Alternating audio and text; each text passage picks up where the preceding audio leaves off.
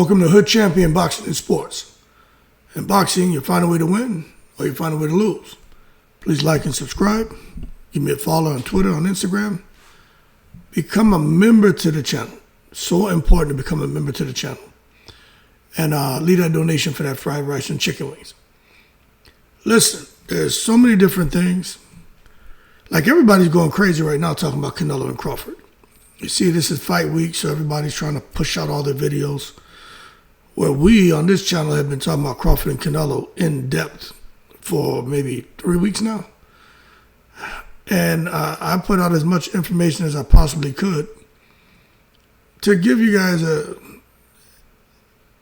an idea on how Crawford can win, how he can lose, how Canelo could win, how Canelo could lose. But, you know, the reality is we won't know until they get in the ring this weekend. You know what I'm saying? But this is boxing's biggest fight. But what I do want to say, I'm hearing people talk about contract frameworks, negotiation timelines. The only people who really know are Crawford, Canelo, Turkey Al-Sheikh. You know what I'm saying? But we do know that Canelo and Crawford, they did ink a deal, I think in early February 2025, to meet this week in September 13th, right? And what that did was that marked the culmination of red zone talks that began late in 2024. So, because, yeah, they were already talking about making the fight. Because when it was announced, it shocked a lot of people. Now, Canelo's side, you know, there was a little bit of back and forth when Canelo was being a little bit, you know, some people saw it as disrespectful, but Canelo was holding his ground, basically letting Turkey Al-Sheikh know, you're not going to boss me around. I do things on my own time. In addition, if you want me, you know, basically you're going to have to pay me some serious money. So Canelo's side negotiated directly with Turkey Al-Sheikh with his Saudi-backed promotion. And they were able to get, man, you know, a 4-fight deal. And, you know, the rumors are it's valued around $400 million, maybe a little bit more. And it's going to run through 2026. Now, the first bout was with William School. I personally think William School could have beat Canelo, but he just didn't let his hands go. Makes you wonder when you get a guy as big as him, as athletic as him, with the Cuban style of boxing, why he just chose to not at least try to look bad. You know what I mean? He looked beyond bad. He didn't even just try to look bad. He went a step further. You know what I'm saying? But they got it out the way. And then next was Terence Crawford. Now, the Crawford showdown is taking place during Mexican Independence Day, and we all know you're fighting on Mexican Independence Day when Canelo's in the house. Everybody who comes out here to support that fight is living la vida loca. Viva Mexico cabrones. That shit gonna be crazy. But surprisingly, right, with Terence Crawford, his camp agreed to a one-off deal for September. They didn't, you know, we're thinking that Turkey Al-Sheikh didn't want to lock in more than a one-fight deal.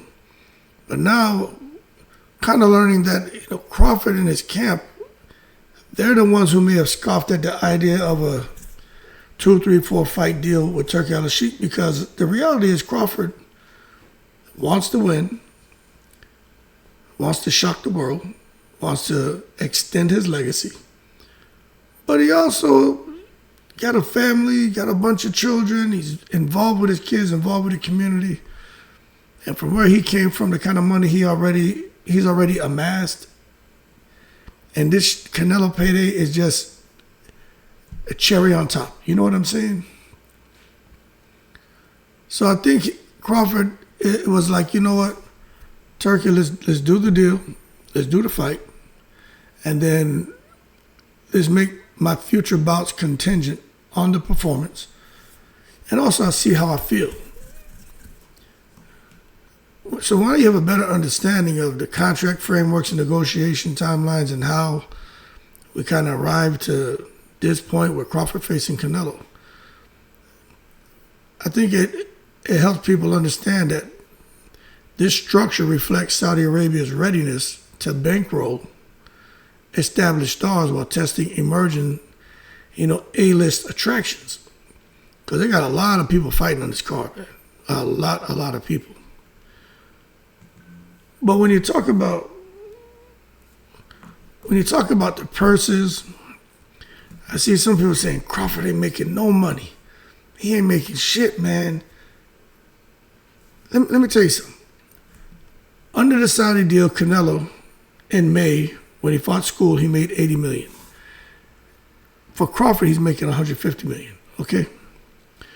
Now, there's all kind of information floating around. Reported that Crawford could be making roughly $3 million, that's it. Now, we all know that shit ain't true. Then you're seeing on the high end, $100 million. That could be true. But then you're seeing the sweet spot like $50 to $75 million.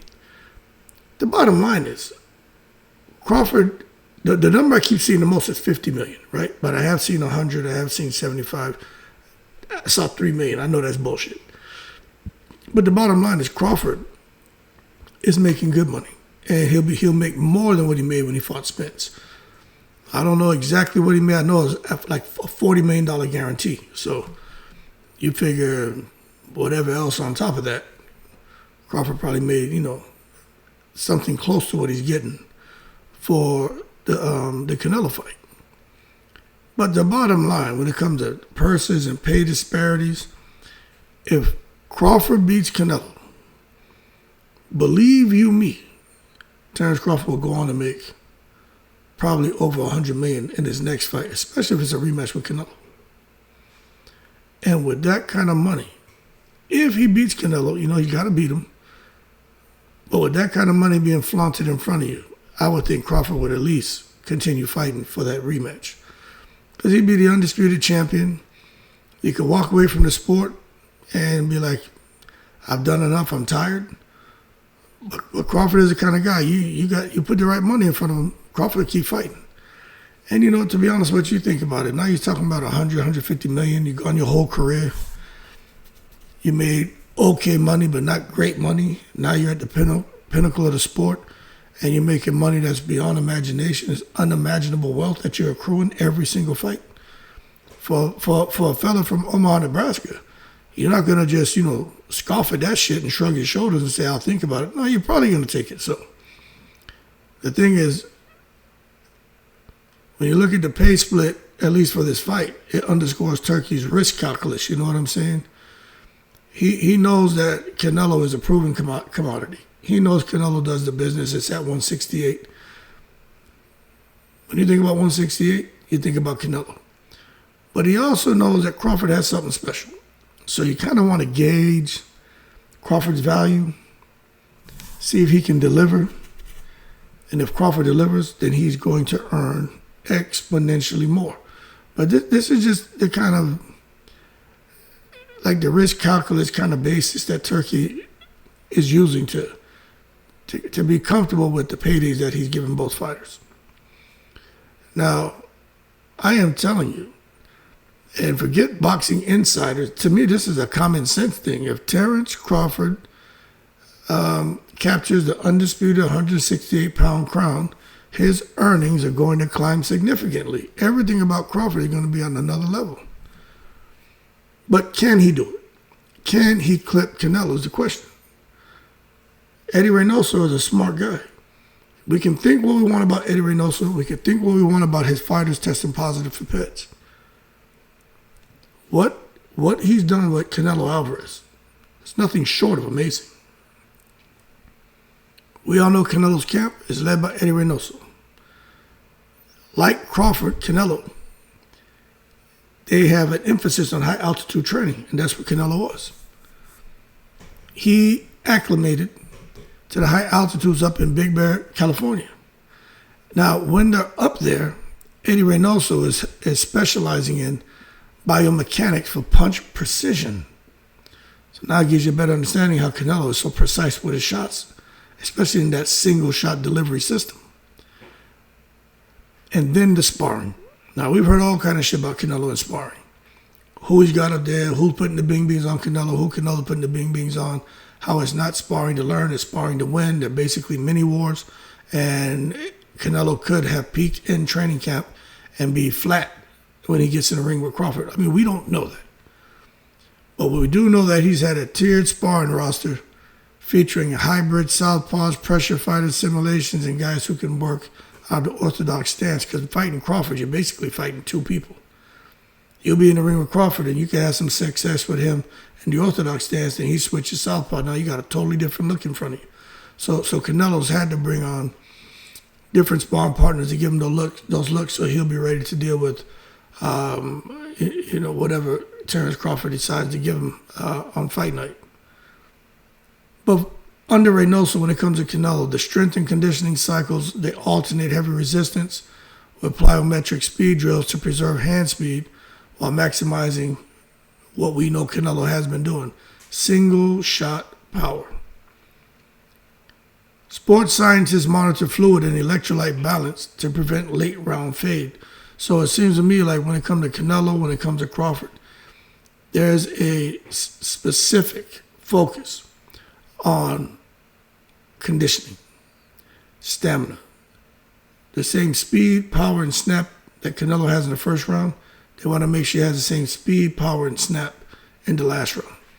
And I'll tell you, that late round fade Canelo's been doing, I think he's going to do it this fight. But if he doesn't do it, I'll say job well done, but you got to put the hairy eyeball on that, you know what I mean? But at the end of the day, when they're in camp, they have a goal, and the goal to sharpen Canelo's reflexes, not sacrifice any of the power that's built his super middleweight reign. But there are a lot of talks about possibly overtraining and maybe focusing more on speed and how that could backfire on him, because Canelo is so successful with the style that he's fought in that many believe he shouldn't change anything. Work on your conditioning, but don't worry about trying to outspeed Crawford.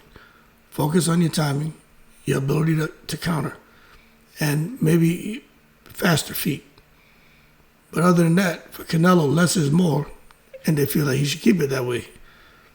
But, I mean, you got to look at Canelo's doing these things. What do you think Crawford's doing? What do you think Crawford's camp is doing? Crawford's camp is putting in that work, man. And I really feel that this camp has evolved.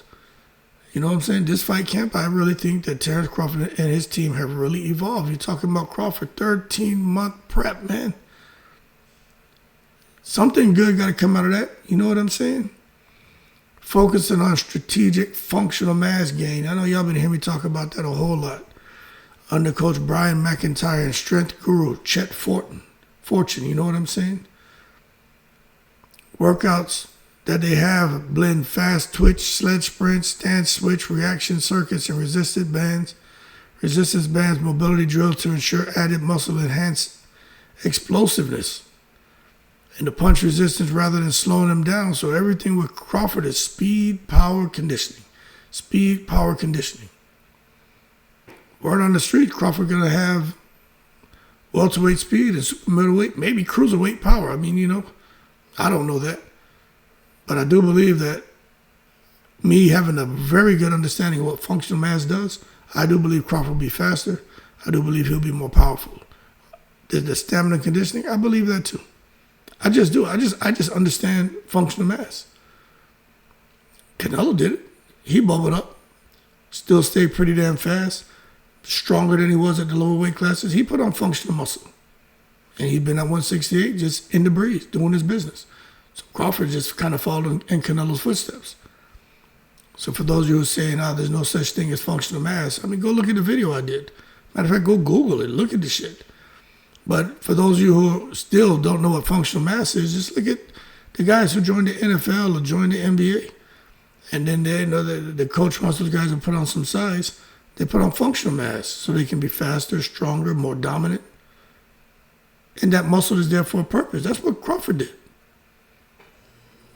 So now that you understand that, better put some respect on his name, because that added muscle, it has enhanced his explosiveness, power, speed, and you know what? The one thing he needs more than anything, and not conditioning, punch resistance. You haven't slowed him down. And you know what's cool about it? He's been able to kind of, acclimate to the size, acclimate to everything, knows what he can and can't do at 160 plus pounds. He's in there with sparring partners, light heavyweights, that are going to simulate Canelo's power. Even the nutritionist, he's keeping hydration at fight night levels, so there's no shock to Crawford now that we're in fight week. And as a result of doing that, they're eliminating the draining weight cuts of earlier divisions. So Crawford is just in a really, really good position going into this fight with Canelo. But Canelo's very tactical, and you could take a peek into the Canelo tactical playbook, and then you have a really good understanding of what Crawford getting himself into. Canelo Alvarez is always looking to boss range with probing jabs, testing the waters, feeling you out, trying to get you to react, trying to get you to change position, trying to get you to become a bit anxious, make you uncomfortable. He's going to go to the body shot. The sequences where he goes to the body is something amazing. And the bottom line is everything that Canelo's going to do is going to be to try to slow Crawford's legs and then try to make sure that he's taking his little half steps and pivoting to time the switch hitter and land something on him. I wonder if Canelo's going to be able to make Crawford reset. Crawford, the talk has been Crawford making Canelo reset. Can Canelo, where he starts slipping and countering with hooks and shit like that and timing his shots real good, can he force Crawford to reset? If he can do that, man, he's going to have a really good opportunity to do something great, especially mid-fight. All of a sudden now Canelo can have a spike in them power shots.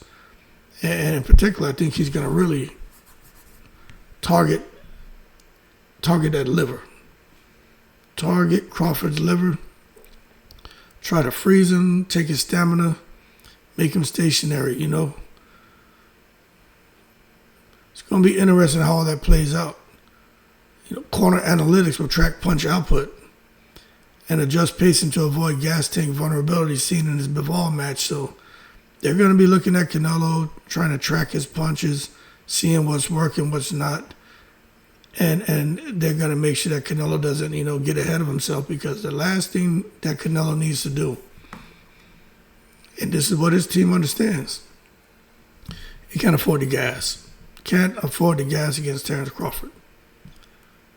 Because Crawford has a tactical blueprint, and part of his tactical blueprint is to be ready to pick up the pace when Canelo slows down. Now we know with Terence Crawford, you watch him, he's a patient guy too, he's a calculated guy too. But most of the time with his plans hinge on controlled spacing and controlled pacing as well. He likes to go at a pace that he's comfortable, and 9 times out of 10, or 10 times out of 10, his pace is faster than Canelo's. You watch Crawford kind of slow build feints to map Canelo's patterns. Then he'll unleash sudden flurries from all kind of angles. He could, all of a sudden, next thing you know, he's exploiting his southpaw orthodox transitions. And when doing so, it ain't just about getting Canelo off balance or forcing him to reset. He's doing that to mask lead hand timing and then going to Canelo's body. You know what I'm saying? So later rounds, we should see volume surges. I was telling you, Terence Crawford, 50, 60 punches per round. If he can do that, he wins. Because that shit's going to overwhelm Canelo Alvarez. It's going to force him to make mistakes. And I just think it's amazing. And when you watch it, what we could see here is a guy like Crawford who has legendary IQ. You could see him adapting early in the fight, mid-rounds. All of a sudden, that Canelo pressure that everybody's talking about, Crawford neutralizes it. And you may say, how's he going to neutralize the pressure? What do you think? Distance management. making sure he's stepping back out on angles, not straight back. Making sure, recognizing Canelo is trying to close the distance and making sure that he's identified the escape routes and escaping. But the thing about Crawford, when he does step out, he's not just stepping straight back and stepping out on an angle. He's always positioning his feet to make sure he's in position to fire. And this is where, whether he hurts Canelo or not, is where we can see him landing on Canelo, some shots that Canelo doesn't see. But I do think if Crawford continues to kind of pepper Canelo with shots, I think he'll hurt him. We know Canelo can hurt Crawford. They say his punch resistance is going to be better now that Crawford's gone up in weight. But if there's someone who can land a shot to hurt the other one, and they say I had to bet money, I don't gamble. I put my money on Canelo. But Crawford can do it too. But the bottom line, for Canelo, he gets past Crawford. I mean, he has a plethora of fights that are just waiting for him. It ain't Canelo chasing after people. It's people that are lined up to fight him. You know what I'm saying? Because he'll have 2 fights left on the Saudi deal. He may want to just defend that 168-pound undisputed distinction. You got Bivol out there. David Benavidez will always be a viable opponent. Especially if David Benavidez goes up at light heavyweight, he picks up a belt. Canelo may try to chase after him, but I think he'd go after Bivol for a rematch because Canelo feels there's unfinished business. Canelo got his ass whipped, so he can feel how he wants. But it is what it is. And if he does decide to go up to light heavyweight, I don't know, maybe he fights, Arthur Bertabiev, you know what I'm saying? Similar approach, all gas, no brakes, green light, go, pressure fighter. How do you think that fight would go? Bertabiev and Canelo. That would be, somebody gonna die in that fight, you know what I'm saying? But the bottom line is when it comes to Canelo, you got Conor Benn, you got Chris Eubank Jr., Hamza Shiraz. But what will he do? I don't know. But I do believe that any decision that he makes is gonna balance legacy. And he's also going to look at, the marketability of the fight as well as risk. Canelo just doesn't want to go in there spinning his wheels. There's got to be something there for him. And money, the number one priority, but also that he wants something that's going to add to his resume and make sure when people look back on his career, they say, yo, this dude fought everybody in their prime, level playing field, and he did the business. Now, as far as Crawford, look, the verdict's still out. Right, the verdict's out. You don't know what Crawford's going to do. But one thing for sure, a win will elevate Crawford to what will he be? Roy Jones was talking about Crawford already, a three-time undisputed. Roy Jones got it wrong. But if he clips Canelo, Crawford will be the first male 3-division undisputed champion. And if he does that, he will unlock multi-fight deals with premium purses, 100 million plus. Cha-ching, ching, Wu-Tang cream. Dollar bill, yo. Someone say, all right, okay, we hear you, hood champion, but who the hell is Crawford going to fight at 168 if he beats Canelo? How about this? Maybe with Turkey on the Sheik, when Turkey's in the house every day is Thanksgiving, maybe they make sure that Crawford doesn't have to deal with any of those guys at 168. Maybe they say, okay, those fights aren't that marketable. What sounds good? Crawford against Eubank Jr. How's that sound? Crawford against Conor Benn. How's that sound? Crawford against Hamza Shiraz. How's that sound? Crawford against Earl Spence. Rematch, undisputed. Shit got a nice ring to it. Crawford against Erickson Lubin. Crawford against Jermell Charlo. Shit got a nice ring to it. Crawford against Manny Pacquiao. Got a nice ring to it. So if Crawford wins, you could see him have some of these other bigger names who has history with who's clashed with, and they may be more than willing to come up and fight Crawford at 168 because of the money that's going to be involved. But Boxing Insiders also mentioned that could be some cross-promotional mega fights taking place, especially with a guy like Manny Pacquiao. But who knows how they would do it? I just know Crawford's going to be all about his money. Officially sanctioned bouts, exhibition bouts. Crawford is going to be all about boosting paydays, man, without jeopardizing his prime years, because he knows he's at the end of his career, based on his age. You know, who knows? He may be. I think he's like Bernard Hopkins. He may fight another 10 more years. You know, Deontay Wilder just said he wants to fight 10 more years. Canelo said he wants to fight till he's 40. So it looks like all these guys, these old heads, just want to stay around because the money is so crazy right now. Why would you walk away from boxing right now, knowing you can come out here because of your name, your status, and make 10, 15, 20, 50, $100 million when your whole career you weren't making nothing close to that? That should make a dog hunt, and it'll make a fighter who knows he's beyond his prime hang around longer than what he should to get that goddamn money. It's kind of interesting when you really look at the promotional and broadcast dynamics, how this is happening on Netflix. I was sitting out here, man, about to call my friend to come and hook me up with something so I could watch the fight. And then I was like, this shit's on Netflix? I was like, boom, we got Netflix. But Canelo Alvarez fight stream on Netflix in the U.S. And you know how that happens? Because, you know, it's just basically leveraging Saudi funding and Netflix global reach. So I'm not surprised that Turki Al-Sheikh was able to land boxing on Netflix. You know what I'm saying? I'm not surprised. You know, money talks. Now,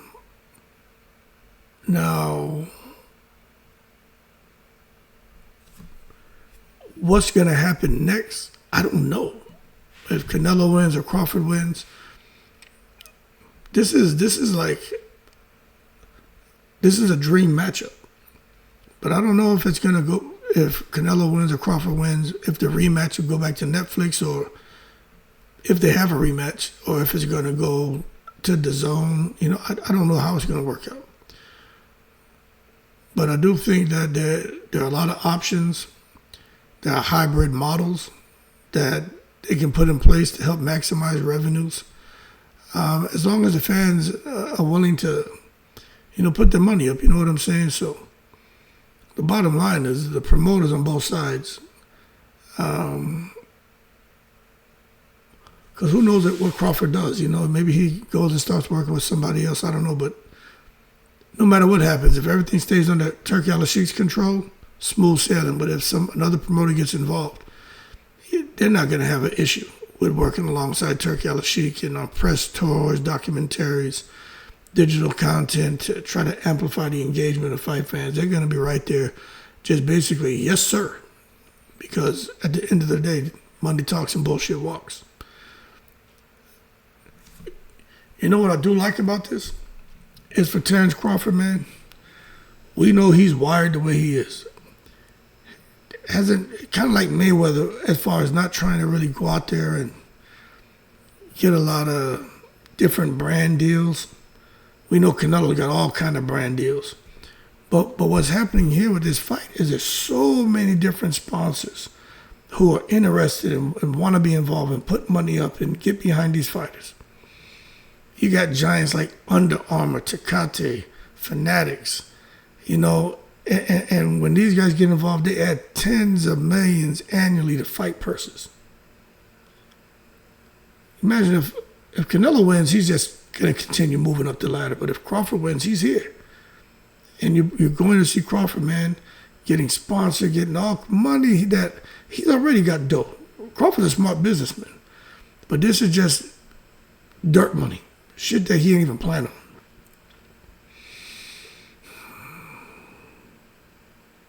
It's going to be really interesting to see how social media, all these different channels out here are going to drive merchandise collaborations, time for fight week. how these social media channels are going to be out here pushing the fight, which everybody's doing. I'm doing it. But I just really want to see with Crawford's endorsements. They're much smaller than Canelo, but I really feel if Crawford clips Canelo, that's going to activate the local Midwestern sponsors. And people are going to get behind Crawford more than they already are. And also globally. But the bottom line is Crawford wins. A lot of shit gets activated, and that's a plus for him. So let's see what happens, because if he does get a win over Canelo, that's just going to vault Terrence Crawford into global endorsement conversations, and that's what I said. That's what will happen, and that would narrow the gap on Alvarez's commercial clout, because now Crawford will have commercial clout too, something that Bob Arum wanted for him, but Crawford didn't necessarily want to chase after. Anyway, both fighters are looking good. I saw them do a face-off today with Turk Al-Sheikh and Dana White standing near. But they both arrived. Financial, situation's a little bit different, but they both seem to be very happy. Canelo's backed by Turk Al-Sheikh, multi-year deal. Crawford is kind of operating, fight to fight. Turk Al-Sheikh kind of, let me see what you got. Crawford, let me see how I feel. But when it comes to training, Crawford and Canelo both giving 100%. Philosophies may be a little different. Alvarez, laser focus, punch efficiency. Crawford, functional mass, adaptability, conditioning. So the strategy from Crawford and Canelo, you know what? It's going to be a chess match of pressure versus volume, with legacy pay and future options on the line. But if one more angle is missing, it's mental fortitude, the ability to up it. Now imagine Crawford and Canelo both throw a punch at the same time. They both land with the same amount of force. They both are hurt the same. Who do you think you're going to have the ability to up it, get up, keep fighting, and fight to win? Who has the mental fortitude needed to win this fight? Let me tell you something.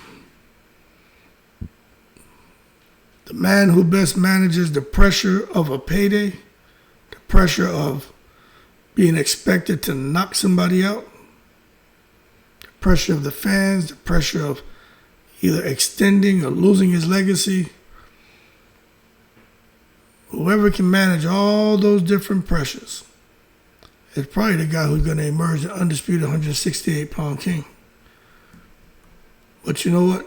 We won't know until they get in the ring and we see how they both react to power, to speed, to IQ, to angles, to footwork, to counterpunching, to parrying, to conditioning, to clinching, to getting pushed back, not getting pushed back, fouling, everything. Referee involvement, everything. Whoever can best manage all that shit's going to win. I'll tell you right now, Saturday can't get hit quick enough. Y'all keep cool, I'm in the breeze.